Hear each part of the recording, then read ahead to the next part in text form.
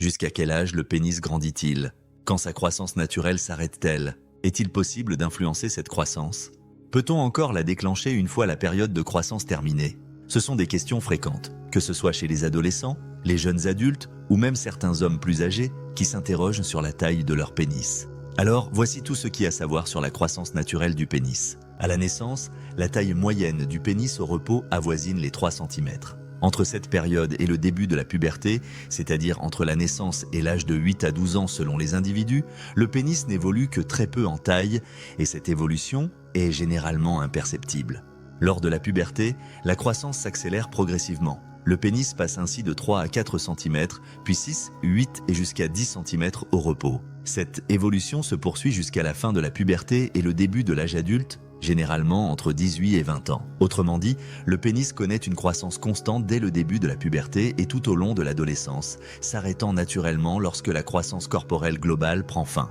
Ce développement est directement lié aux modifications hormonales de la puberté. L'hypophyse, une glande située sous le cerveau et impliquée dans la régulation hormonale, envoie des signaux aux testicules à travers une hormone appelée LH. Cette dernière stimule la production de testostérone, qui joue un rôle clé dans la maturation sexuelle.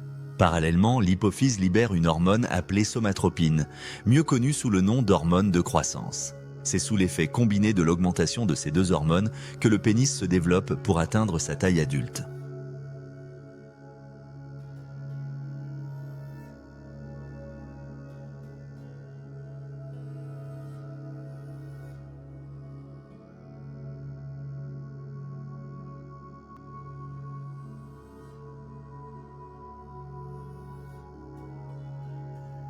Alors, peut-on prolonger la croissance du pénis à l'âge adulte?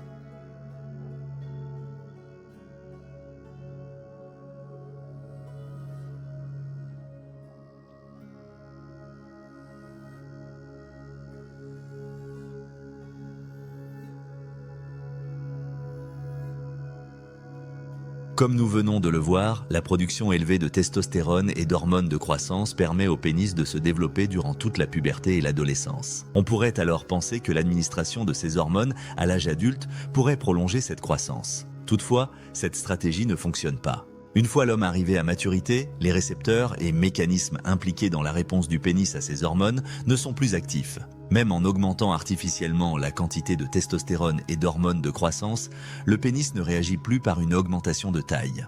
En revanche, ces hormones continuent de jouer un rôle fondamental dans d'autres aspects comme l'excitation sexuelle, l'érection, le plaisir et l'éjaculation. En d'autres termes, si elles sont indispensables à la fonction sexuelle, elles sont inefficaces sur la croissance du pénis une fois la période de développement terminée. Comment agir sur la croissance du pénis durant l'adolescence? La période qui suit immédiatement le début de la puberté et qui se prolonge tout au long de l'adolescence est la seule fenêtre où une intervention hormonale peut avoir un effet sur la taille du pénis.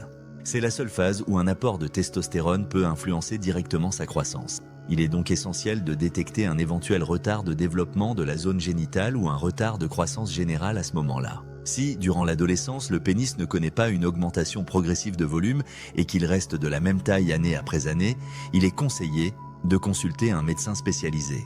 Il peut s'agir soit d'un simple retard de croissance, auquel cas aucune inquiétude particulière n'est nécessaire, soit d'un déséquilibre hormonal nécessitant un traitement. Dans cette tranche d'âge spécifique, un traitement hormonal peut être envisagé afin de favoriser une croissance correcte des organes génitaux. Chez certains jeunes hommes, un traitement de stimulation hormonale peut être mis en place pour enclencher cette croissance lorsque cela est nécessaire. Il est important de rappeler que ces traitements hormonaux ne sont pas anodins. Bien qu'ils puissent aider en cas de déficit hormonal durant la puberté, ils peuvent également avoir des conséquences sur la fertilité future. C'est pourquoi toute prise de testostérone ou d'hormones de croissance doit être précédée d'une évaluation médicale rigoureuse afin de s'assurer qu'elle est réellement nécessaire. Merci d'avoir suivi cette vidéo. N'hésitez pas à laisser un like si vous l'avez apprécié et à partager vos commentaires. Pour ne rien manquer de nos prochaines vidéos sur la santé sexuelle et bien d'autres sujets, abonnez-vous et activez la cloche de notification. D'autres informations restent à découvrir ensemble, alors à très bientôt. En attendant, prenez soin de vous.